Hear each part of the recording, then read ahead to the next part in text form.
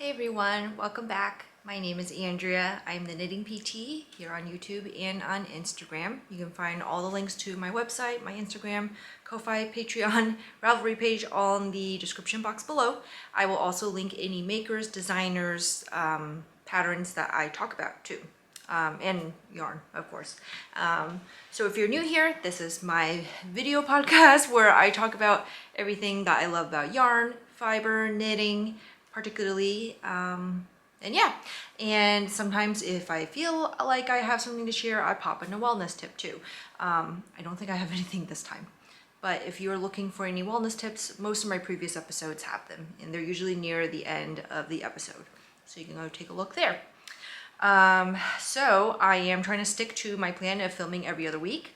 I feel like I don't have a lot to share today because I finished two works in progress and pretty much knit exclusively on them the past 2 weeks. So I don't have much to show you in terms of progress on my other works in progress, my other whips. But I do have two finished objects to show you. And then I have a lot of kind of yarn that I want to show you and some other things. So this might be a shorter episode than usual, but I'm also planning to do what I think will be a longer episode at the end of the year. I am going to do an episode where I talk about everything I knit in 2022 and kind of just go through in like rapid fashion and just show you everything I've knit. I used to think that maybe people wouldn't want to watch something like that, but I realized that there are people who don't necessarily like watch everything that a YouTuber puts out. So it would be a good thing, I think, to put a year in review. And I think it's a great way to kind of recap and look at what I've done this past year and even probably see how far I've come with my skills and that kind of thing. Especially because I think 2022 has felt very long to me. There are things that happen, like I went to Portland for the Rose City Yarn Crawl in February of this year, and honestly that feels like it was ages ago. It doesn't feel like it was less than a year ago. It feels like it was over a year ago. So this year has felt really long to me. So I'm sure looking back will be fun. And then if that episode isn't too long, I will also be answering questions about my 2022 makes. I did put out a question box on Instagram for people to submit any questions they wanted me to answer. If you did not see that box, what you can do is submit any questions you want me to answer in the comment box below this episode. And again, if I have time in that video too, I will also go into what my plans are for 2023 in terms of my making and my knitting. Yeah, so stay tuned. I'm hoping to film that in 2 weeks. Yeah, because I think in 2 weeks I won't finish anything after that before the new year. So I'm hoping to film that in 2 weeks so that it'll be ready for you all to watch at the very end of the year. Yeah. Okay, so first, before I get into my projects, what I'm wearing, this is the Anne's Puff Sleeves. This is a pattern by Amy Scher. I test knit this for her in the fall. I think this is the first time I'm wearing it on the podcast. So it's this beautiful raglan sweater with an eyelet detail along the raglan here. The pattern calls for a folded, it's actually written for a funnel collar that's like 4 inches tall, but I decided to just shorten my collar and just do 2 inches. I know some people folded their collars over, but I chose to just leave mine at 2 inches. And it's got this beautiful pleat here that forms the puff sleeve, like that. And the sleeve edging is an I-cord. It's got a dramatic decrease to give you that puff sleeve look. Yeah. And I knit mine to like hip length, not a cropped, but not like a full hip. So it hits me right at the top of right below the top of my hip bone. Like this is the top of my hip bone right here, like that hip crest. And down here about like 2 inches in. Yeah. Yeah, I really like it. I haven't worn it much because it suddenly got really cold. And if my arms are not fully covered, I feel really cold. But today it is a little warmer, and so I wanted to wear it today and show you all. The yarn I use for this is Woolberry Fiber Co. This is the colorway Bosom Friends. And this is part of the Anna Green Gables collection that Bethany did this year. And I knit this up in her natural base. So it is non-superwash, 100% merino. And Amy, the pattern designer, she does recommend that you use a non-superwash wool just so that you'll get a little bit more body, like a little bit more, like non-superwash yarns are a little like toothier, I think is the way to describe it. They're not as drapey as superwash can be, so then that'll really help you with that pleat look on the shoulder too. I know there are definitely testers, I think, who did it in superwash yarn, so it's fine too. But this is my first time knitting something in a non-superwash, I believe. And like Bethany's natural base is super soft. The micron count on that is 20.5 microns, which is very soft. The lower the micron count, the softer it is. Yeah, so I think like someone had told me recently that one of Brooklyn Tweed's bases, like the micron count is like 24 maybe, or 26. I can't quite remember. Basically, the higher the micron count, the more like rough in hand, rustic it'll feel. Yeah. So yeah, this is the Anne's puff sleeves. In terms of finished objects, I finished one of the tests I was doing. This is the Fluffiest Vest by Hannah Graham, Hannah G Knits on Instagram. She is a pattern designer. She designs patterns for kids. So for this design, she has both a cardigan version and a vest version. I opted to test the vest version. This is the size 4 to 5-year-old. Yeah, and I knit this up in Roy Knits in her Bouncy Boucle base, and the colorway is Boba. And for the I-cord, I used her Highland DK base, which is 100% Peruvian wool, I believe, and it's also in the colorway Boba. Yeah, so like I love the way boucle yarn knits up. It's like it's very light and of course super soft and squishy. I just don't love working with it because it's really hard to see your stitches because of the nature of the yarn. But if you persevere, you'll get through it and you'll have a lovely garment at the end. The buttons, I don't know where they're from. I think I bought them off Etsy or something a long time ago. I just happen to still have a bunch of these laying around, so I used them for the vest. Yeah. But yeah, this pattern is so cute. Yeah, it's super cute. The I-cord edging all around is a really nice polished detail. I really like it. Yeah. My daughter has already requested that I make her one too. So probably over the holidays, I'll be casting that on. She picked out, well, she didn't really pick it out because the only other boucle yarn I had in stash was this from J'adore Fibers. This is pistachio ice cream. But she okayed this color, so I'll be making her vest up in this colorway. Yeah. Anything else to say? I don't think so. It's so cute. Like boucle yarn is just so soft. It's such a unique texture to it. I love all the boucle garments I've knit up. I sound like a broken record. I've talked about this before. I feel like I talk about it every time I work with boucle yarn. I don't love working with it, but I really love the finished results. I really do. Super light, very soft, fun texture. Yeah. So this pattern will be out mid to late January, I think. So keep an eye out for that then. The other finished object I have is the hat. So last episode, I talked about how I wanted to make a hat for my daughter's teacher as a present for the holidays. And I cast it on and I've already finished it. Like it took me a week. And I forgot how fast hats are because it's been a long time since I've knit a hat. And I thought it would take me a little longer, honestly, especially because this hat is a ribbed hat all the way around. And as any longtime viewers will know, I really do not like doing ribbing. And so I thought it would take me longer than it actually did. So the yarns I chose to use were, hang on, I gotta grab it. Okay, so the yarns I chose to use were both from Woolberry Fiber Co. And let me see, I want to get everything right, so I'm pulling the labels out. So this is what I was left with. So I held two yarns together. One is this, the Cuthberts, which is this light silvery gray on DK. And I held it with Winter's Eve on Berry Merino, which is a fingering weight base. So I held these two together. And this is how it looks. It's still damp, it's still drying. I was hoping it would dry by the time I filmed, but it's not, so oh well. Here it is. This is beautiful. I love the marbled look of this. Yeah, and it's fun too, because usually whenever I marl, it's usually with two yarns that are the same weight. So then you kind of get like a somewhat balanced look, but because the gray is a heavier weight than the green color, it is more, the whole hat in general leans more gray. And I kind of love the way that looks too.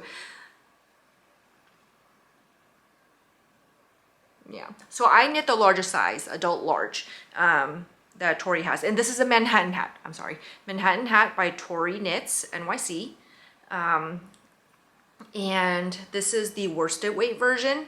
I did go up a needle size because when you add DK with fingering together, it's not quite worsted, it's like heavy worsted, light Aran weight maybe. So I went up a needle size, also because she calls for size 5 needles.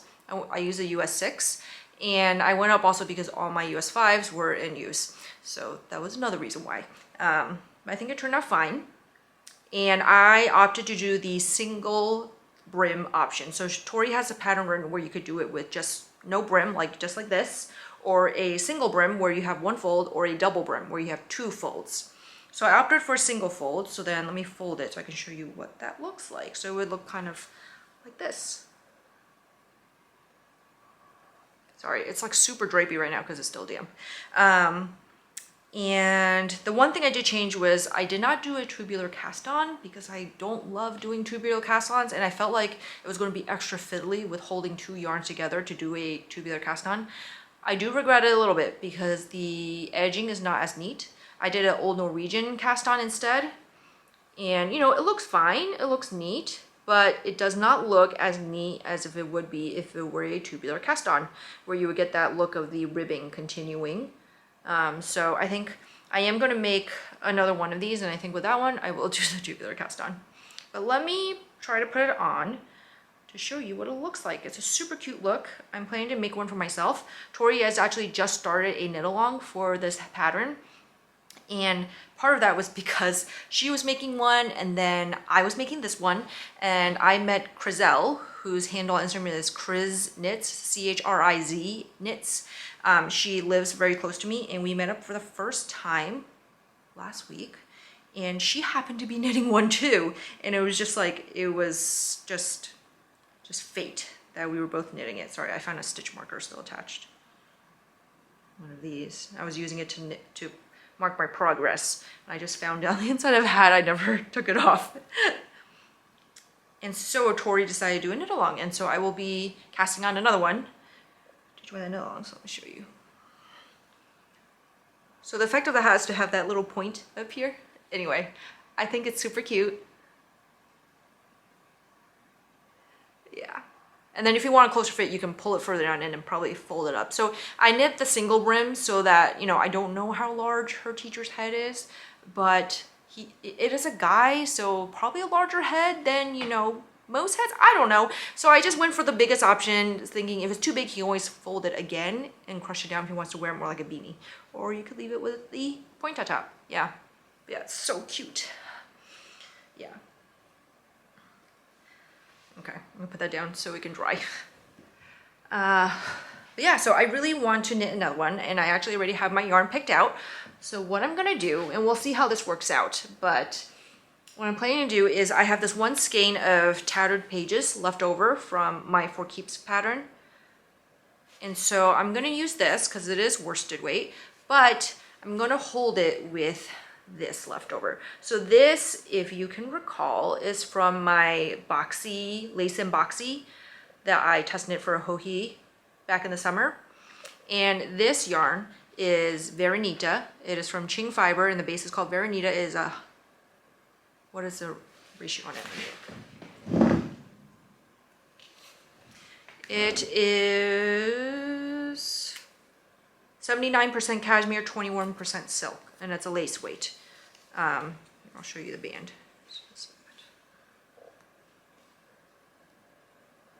Yeah, and it is a mohair cerise alternative for people who can't do it or don't want to do it. I like it because, you know, it's cashmere, it doesn't itch me, and it can be my mohair cerise substitute. And I have not knit with it much yet. As you can see, I am just hoarding it up there instead. Well, I don't know, it's all the way up there. Yeah, I'm just hoarding it instead, but I do plan to knit it up more. So this was left over from that. This colorway is called Atmosphere. It's this beautiful purpley, pinky, silvery color. Woo! And I'm gonna hold it together with this. Now, I don't think I have enough of this to make a full hat. I guess we'll see. But my plan is to just hold it until it runs out. Or if I know it's gonna run out soon, I'll just hold it for the duration of what would be the brim. And then when I do the crown, I'll probably leave it out so that it's like a, I don't know, kind of like a color blocking effect. We'll see. It would be great if I had enough to hold for the entire hat. I just don't know if I do. Yeah, so that's my plan. These two together.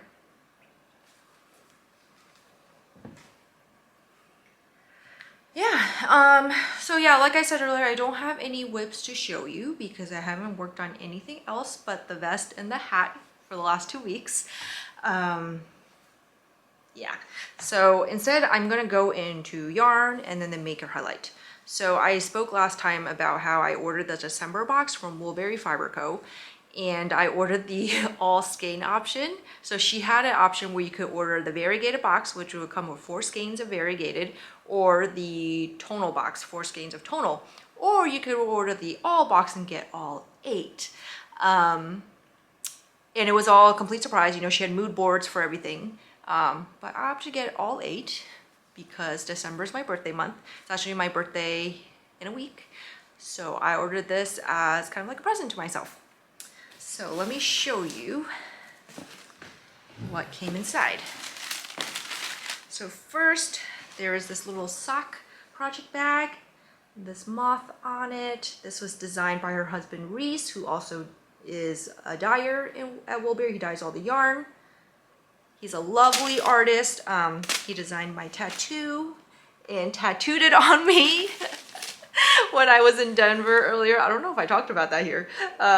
Yeah, but I love Bethany and Reese. Like, I love them so much. Yeah, they're like family to me. And it was actually really fun. Like, I am really scared of needles and of pain, basically, and I knew the only way I would be comfortable getting a tattoo for the first time was probably from someone I knew and someone I was comfortable with. So Reese designed my tattoo for me, and then he tattooed it on me. He's an amateur tattooist, or I don't know what you call it. And so then he tattooed it on me, and that made me feel way more comfortable having someone that I knew, that I trusted, to do it on me. So yeah, and that's just like, it's just a really fun memory that I'll have for the rest of my life now too. Anyway, tangent. It also came with this bottle of wool wash called December Frost. And I actually haven't opened it yet to smell it. Let's see. Yeah. I don't know how to describe it. It's kind of piney smelling. I don't really know what's in it because she doesn't say what's in it. It's organic. But yeah, it smells piney and just kind of like how you would think like winter would smell. Yeah. It also came with this little sachet. Oh, it's a lavender cedar sachet. It smells so good. And it's not like too strong either. Like, I do not buy candles because usually candles are too much scent for me. And when something is like overwhelmingly scented, it makes my nose run. If any of you watched my Vlogmas from last year, there was a part where I sniffed a candle that came in my Advent, and immediately my nose started running right away. And like my whole face turned red.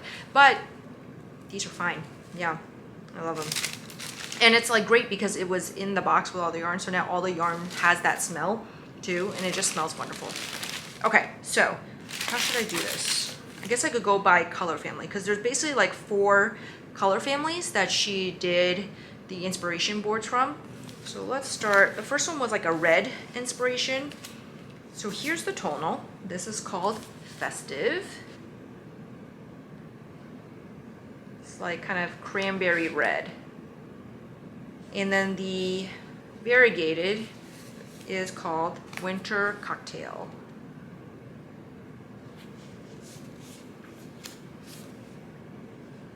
And I'm going to hold them the two of them together so you can kind of see the difference. Winter Cocktail is a little bit more of like a raspberry red. These are all on DK, Cashmere DK. And then there was a green mood board. So this is the tonal, it's called Juniper. And the variegated is called Garland Avenue. And the two of them together. I love how Garland Avenue has that, like, the way it's dyed up, the semi-tonalness of the variegation is just like glowing. Yeah. And then there was a neutral one. So this is the tonal, it's called Softly Falling. And the variegated is called Snowed In. And it's this beautiful taupe with these black charcoaly speckles. And it's kind of upside down, I realized. And last but not least, there was a blue color board, which I'm sure you all know that I love a lot. And this one, like, oh, this one's called Starry Night. And it is beautiful.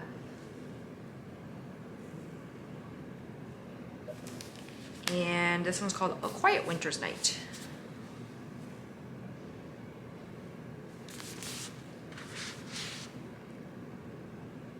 Yeah, just gorgeous. My absolute favorites are, of course, Starry Night, and I also really love Snowed In too. These are my two favorites. And they look pretty good together too. I don't know what I'm gonna do with everything. I am, of course, secretly hoping that she will release Starry Night as a pre-order sometime, because I would love to get my hands on a sweater quantity of this. Yeah, but like as some of you know, I do striped sweaters sometimes as a way to use up a lot of single skeins.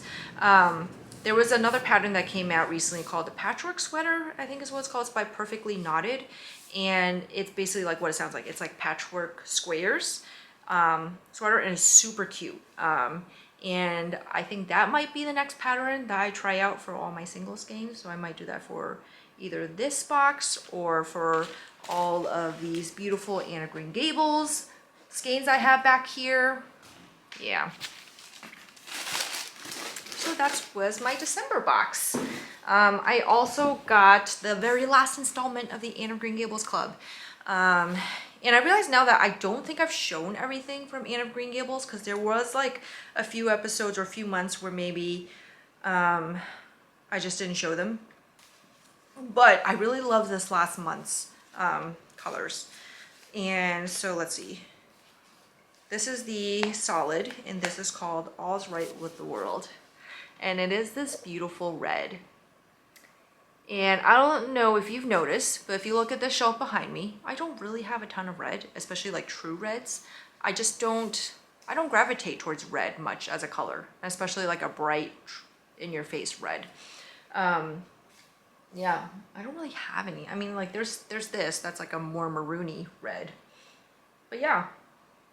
But I actually really love this. I really like it. I think it's just bright enough for me, but not too bright, if that makes sense. Yeah, and yeah, it's so nice.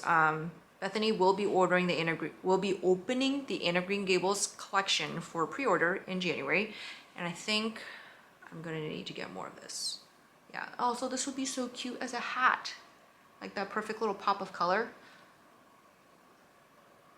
Yeah. And the variegated speckled colorway is called Puff Sleeves. And I love it too. This is beautiful blue with these speckles through it. Yeah. Now I'm like, do I need to make another Puff Sleeves in the Puff Sleeves colorway? I feel like I do, maybe. Yeah. Yeah, these are the last two colorways, and they're so beautiful. This club was so fun to get every month, to just see what they would be named, what they would look like, and yeah, it's I love this club so much. I don't think I'll be doing a club next year. like this. Yeah, gotta, you know, whittle down the stash a little. So, yeah. And let's see, some other yarn I've gotten. So I actually haven't gotten a ton of yarn recently, which has been really good. I mean, like beyond the club stuff in the December box. And I mean, then there's the matter of the yarn I had my friends buy for me. If you are on Instagram, you probably know that Woolberry and Explore Knits and Fibers had winter markets on separate weekends in Denver during the first and second weekend of December.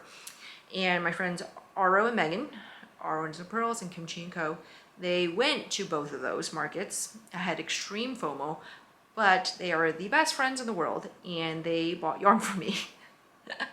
And I think they'll be shipping that out back to me shortly, and I'll show you all when it comes. And I didn't get like a ton. Yeah, but it was very sweet of them to grab yarn for me too. So besides from that though, I haven't really gotten that much yarn, but I did order this from Camellia Fiber Company. I've talked about this before. I got it in the fall as part of the club's quarterly subscription as a preview yarn. So this is a new Aran base to Camellia Fiber Company. It's called Serene Merino Aran. It's 100% merino wool. It is an 8-ply, 218 yards, and it is non-superwash. This is the colorway Moonflower, and I believe she only has this in Moonflower right now. Yeah, if you look at it, it is so twisty. So I got enough, and I'm planning, I think, to make the Fisher Quinine sweater in this. I think that with this beautiful neutral color, it would be great for texture. Like texture cables would really shine a lot. So yeah, that's what I'm planning. All right, so for this episode's maker highlight, I wanted to highlight Reshma of Hello Lavender. She's a good friend, but besides that, she is a wonderfully talented artist. She makes stitch markers and earrings out of polymer clay. That's kind of what she does right now. And she's just so creative and so detail-oriented in all her work. And it really blows me away, both as a person who appreciates art, but also as a physical therapist who can imagine how much pain her body must be in to make these little tiny creations of art. So I always love to support her. Not only because I love her stuff, but because I want to support her and show my love. So I've got the Garden Walk collection in this week. I ordered a lot. This was probably the biggest order I've ever placed for something that wasn't yarn. But her designs for the Garden Walk collection just completely blew me away. And you'll see soon why if you haven't seen any of it yet. But first, these are earrings from the collection. These are the Above the Clouds. So let me get a little closer. Yeah, these little cute clouds. I also got another pair of earrings from it, and these are the bee butt earrings. Like, look at that. Like, so look, this is my finger, okay? This is my index finger. Look how small and intricate that is. That's a bee, right? Yeah, it's a bee. I can't see that well. But look how tiny it is, but it's so intricate and it's so perfect. Like, it blows me away. Yeah. Now as I'm doing this, I realize I don't remember the names for everything. So I'm sorry. I think this one is called Foliage. Let me arrange it so you can see all the little ones too. Okay. Yeah, but like, look at that detail on those leaves. This one is, I think it's peony. I don't remember, but it is gorgeous. Like, look at that. Look at those petals. And she forms them all one by one by hand and makes each flower bud like that. Like, ugh. And this one is Homestead. Little house with flowers on it. But yeah, they're so beautiful. I actually got another set, but I got them as a gift for a friend. So I'm not going to show them here in case they watch this. I don't know if they actually watch these, which is fine if they don't, but just in case, I'm just not going to show it. Yeah, And then I want to show something else I got. So she collaborated with Thread and Maple recently, and they released a little set. Thread and Maple is a leathers goods maker from Canada, and they make things like the needle binder that I've shown on here before. But they collaborated together, and Thread and Maple made this little leather pouch, this deep green. It's got Hello Lavender's logo there, Thread and Maple down here, and Rashma made a stitch marker collection for it. And I had to get this one because I have this plant too. It's a, what is it, like a variegated rubber plant. Yeah, but yeah, really cute. I started doing this thing where sometimes when stitch marker makers are having sales or just like have a in-stock update, I will get like one or two extras to save to use as gifts. So with this Thread and Maple one, I actually bought a second set of these to gift to a friend. Like I'll do this. And like Sassafras Knits had a sale recently also, so I bought a few sets of those to give as gifts when the time comes around. I'm trying to be smarter about things and not like panic because, you know, especially in the knitting and crafting world, a lot of these small businesses and artists, you know, they don't always have things in stock because it takes some time to make these things. So I've gotten smarter about it, and instead of panicking about trying to find a gift for someone, I'm trying to just have gifts set aside already. Yeah. So that, I believe, is all I have to show you for today.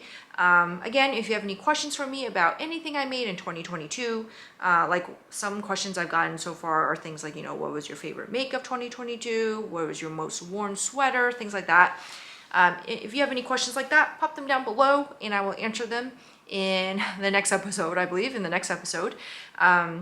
Or if you have any questions for me about what my plans are for 2023, you can also pop them down below too. Yeah, I'm making this sound like it's way bigger than it is. Like I have some goals for 2023 is maybe a better way to put it. And I'm not going to spill now or else there'll be nothing to talk about in that episode. But basically, I want to take my making in a different direction and put myself in a different headspace for my making in 2023. So, you know, I'll talk about it then. We'll see if I even stick to it. I don't know. Like with my creative making goals, I don't necessarily always hold myself to them because part of the joy of being creative is just letting your brain and your imagination take you where it wants to go in the moment, right? So I try to not actually limit myself. I set like loose ideas of what I want to do. Yeah. So I will see you guys then. Again, anything you want to know is linked down below. And if you celebrate, Merry Christmas. And I'll see you guys before the end of the year. Happy knitting.